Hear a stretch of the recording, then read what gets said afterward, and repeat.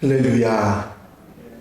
하나님께서 오늘도 넉넉한 은혜로 인도하시고 이끌어 하나님의 사랑으로 붙잡아 주실 줄로 믿습니다. 다 같이 사도신경으로 신앙 고백 같이 하심으로 새벽 예배 하나님 앞에 같이 드리십니다. 전능하사 천지를 만드신 하나님 아버지를 내가 믿사오며 그 외아들 우리 주 예수 그리스도를 믿사오니 이는 성령으로 잉태하사 동정녀 마리아에게 나시고 본디오 빌라도에게 고난을 받으사 십자가에 못 박혀 죽으시고 장사한 지 사흘 만에 죽은 자 가운데서 다시 살아나시며 하늘로 오르사 전능하신 하나님 우편에 앉아 계시다가 저리로서 산 자와 죽은 자를 심판하러 오시리라. 성령을 믿사오며 거룩한 공예와 성도가 서로 교통하는 것과 죄를 사하여 주시는 것과 몸이 다시 사는 것과 영원히 사는 것을 믿사옵나이다. 아멘.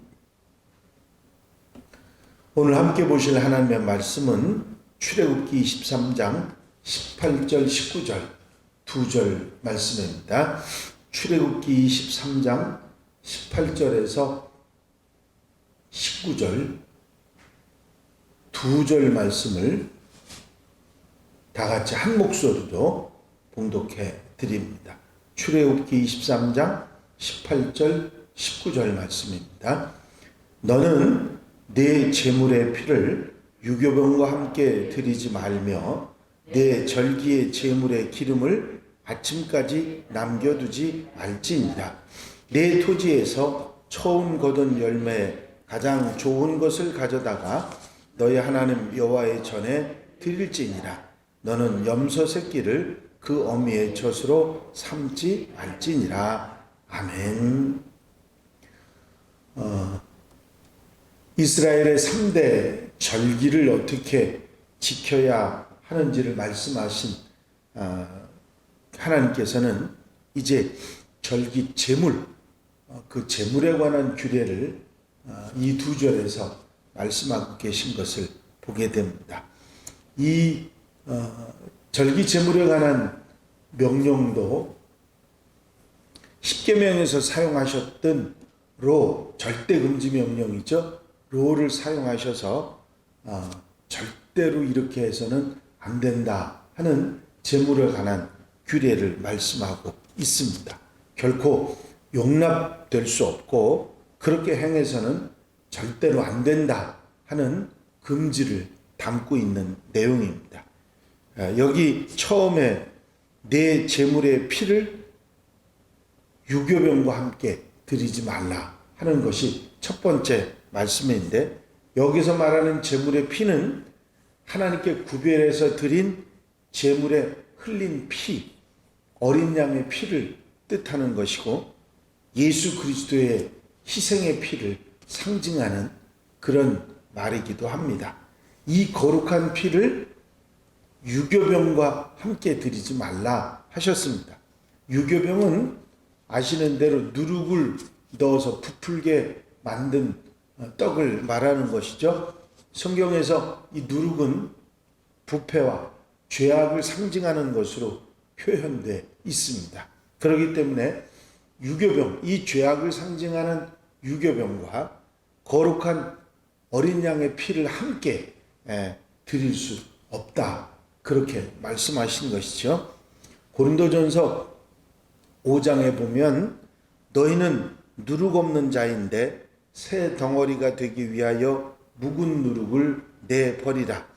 우리의 유월절 양 곧 그리스도께서 희생되셨느니라. 이러므로 우리가 명절을 지키되 묵은 누룩으로도 말고 악하고 악에 찬 누룩으로도 말고 누룩이 없이 오직 순전함과 진실함의 떡으로 하자, 그런 말씀이 나옵니다.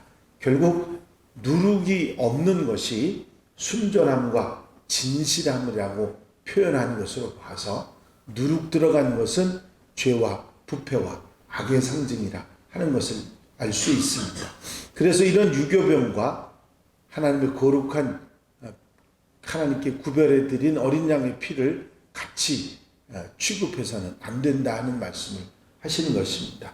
그리고 두 번째로 하신 말씀은 내 절기 희생의 기름을 아침까지 남겨두지 말지니라 하는 말씀을 하셨습니다. 기름은, 여기서 말하는 기름은 제물로 드린 유월절 어린 양으로부터 흘러나온 기름을 말하지요. 또 이 기름이라고 하는 단어 가운데는 어린 양의 신체 부위에서 가장 좋은 부위라고 하는 의미도 담겨 있습니다.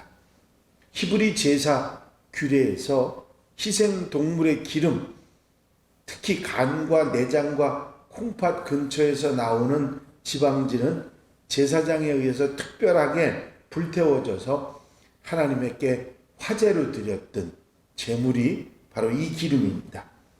기름은 피와 함께 사람이 먹지 못하도록 그렇게 금지된 것이었고, 하나님께만 드리는 희생 제물 가운데서도 가장 중요하게 취급됐던 것들입니다.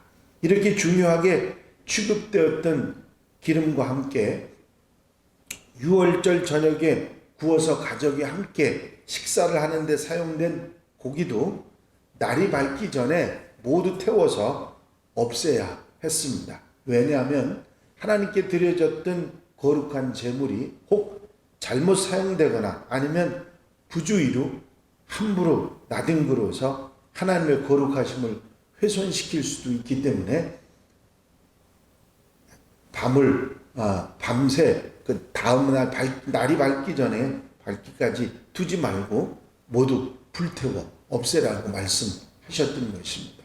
실제로 고대 이방 신전에서는 그 드려진 제물들을 갖다가 뒤로 빼가지고 시장에 내다 팔아서 이득을 삼는 그런 일이 있었습니다. 그렇기 때문에 이 어린 양의 피로 또 고기로 했던 제물들은 모두 다 그 저녁이 지나기 전에 불태워 없애라고 말씀하셨던 것이죠. 그리고 19절에는 내 토지에서 처음 거둔 가장 열매에 가장 좋은 것을 가져다가 너희 하나님 여호와의 전에 드릴지니라. 어린 양의 피와 고기만이 아닌 이 가장 좋은 첫 열매 하나님 앞에 그 절기제물로 드리라고 말씀하셨습니다. 처음 수확물 가운데 가장 좋은 것, 그것을 선별해서 하나님 앞에 드리는데, 이 말은 가장 좋은 것, 처음 것을 하나님 앞에 구별해서 드린다는 이 말은 소산물을 전부를 하나님 앞에 드린다고 하는 의미를 가지고 있습니다. 이 모든 수확물을 주신 것이 하나님이기 때문에 가장 좋은 것을 구별해서 드리면서 모든 것을 드린다고 하는 의미를 가진 것이죠. 이런 신앙 고백적인 행위가 첫 열매, 가장 소중한 것, 좋은 것을 구별해서 드리는 것으로 표현됐다고 하는 것입니다. 마지막에 나오는 말씀은 처음에는 우리가 쉽게 이해하기 어려운 말이지만 자세하게 생각해 보면 왜 그러셨는지를 알 수 있는 말씀입니다. 너는 염소 새끼를 그 어미의 젖으로 삼지 말지니라 하는 말씀입니다. 여기도 절대금지의 명령 로가 사용됐는데 뒤에 이어서 나오는 행위, 어미의 젖으로 삼는 이것을 강력하게 금하고 계신다 하는 말씀입니다. 여기서 삶는다고 하는 말은 요리를 한다고 하는 말, 익가의 파상형으로 요리하는 것을 말하는 것인데, 비록 하찮은 짐승이라 할지라도 염소 새끼를 사랑과 생명의 근원이라고 할 수 있는 어미의 젖에 넣어서 삶는 행위는 본능까지도 파괴하는 비윤리적이고 비신앙적인 행동이기 때문에 절대로 해서는 안 된다 하신 것입니다. 하나님께서는 이런 취지로 어미와 새끼를 같은 날 잡는 것을 금하셨고, 비록 공중에 나는 새조차 어미와 새끼를 아울러 취하는 일을 금하셨던 것을 볼 수가 있습니다. 레위기와 신명기에 나오는 말씀이죠. 하나님의 이런 금지 명령은 아무리 하찮은 생명체일지라도 하나님께서 창조하신 생명체이기에 결코 소홀히 대할 수 없다는 그 사실을 일깨워 주는 것입니다. 그리고 더 나아가서 짐승에게조차 이처럼 관심을 쏟으시는 하나님은 그의 택한 백성들에게 얼마나 크신 사랑을 주실 것인가 하는 것을 잘 알게 하는 말씀이기도 합니다. 본문 말씀 가운데 우리가 깨달을 수 있는 가르침이 있다면 하나님의 거룩하심을 인식하고 하나님의 거룩하심을 손상시키는 일이 없는 하나님의 백성들이 되어야 한다 하는 가르침이 있습니다. 또 생명은 어떤 것이라도 함부로 대하는 일이 있어서는 안 된다 하는 것을 가르치시고 가장 소중한 것을 하나님 앞에 드리는 것은 그 절기에 가장 중요한 행위이기 때문에 잊지 말고 이어가야 한다.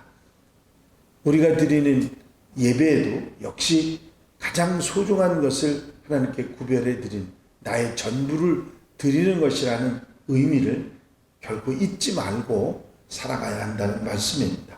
생명 존중의 도리, 하나님께서도 그런 마음을 가지시고 규례들을 만드셨기 때문에 우리도 그렇게 생명을 존중하며 살아가야 할 것입니다.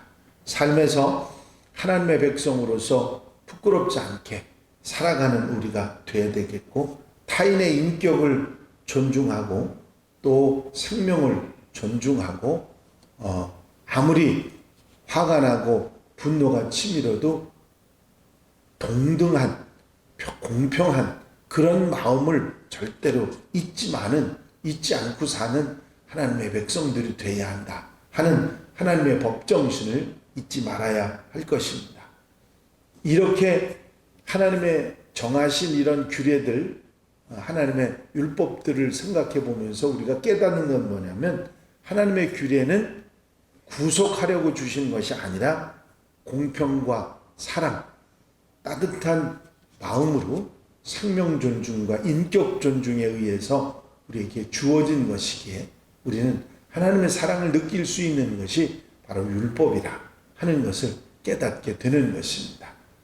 오늘 하루 여러분들의 살아가시는 삶 가운데서도 하나님의 이 따뜻한 마음을 생각하고 하루를 세상을 살아갈 수 있는 우리가 되어야 할 것입니다.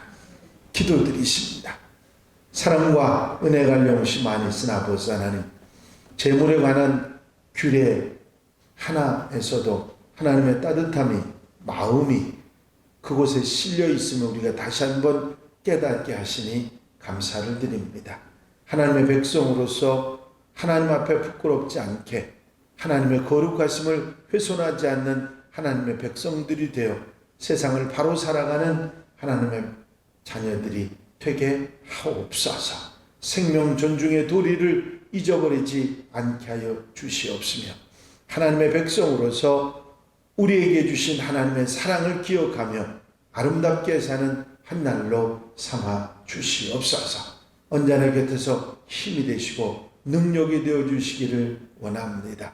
아버지 하나님, 질병으로 힘들어하는 성도들 주님 곁에서 능력이 되시고 주의 오른손으로 붙잡아 주셔서 이제 건강을 회복하며 살아가는데 부족함이 없이 붙잡아 주시옵소서. 한날의 삶을 온전히 주님께 의지하오며 이 모든 말씀을 우리 구주 예수 그리스도의 이름으로 기도하옵나이다. 아멘. 주님 가르치신 기도 함께 드리십니다. 하늘에 계신 우리 아버지시여, 이름이 거룩히 여김을 받으시오며 나라의 마옵시며 뜻이 하늘에서 이루어진 것 같이 땅에서도 이루어지이다. 오늘날 우리에게 일용할 양식을 주옵시고 우리가 우리에게 죄 지은 자를 사하여 준 것 같이 우리 죄를 사하여 주옵시고 우리를 시험에 들지 말게 하옵시며 다만 악에서 구하옵소서. 나라와 권세와 영광이 아버지께 영원히 싸움나이다. 아멘. 이 시간 기도하실 때에 함께 갑시다 프로젝트를 위해서 기도하시고 공동기도 제목들, 특별히 중보기도할 분들을 위해서 기도하시고 자유롭게 기도하시기 바랍니다. 이상학 성도님, 전영길 원사님, 정승태 원사님 위해서 계속 기도해 주시기 바랍니다.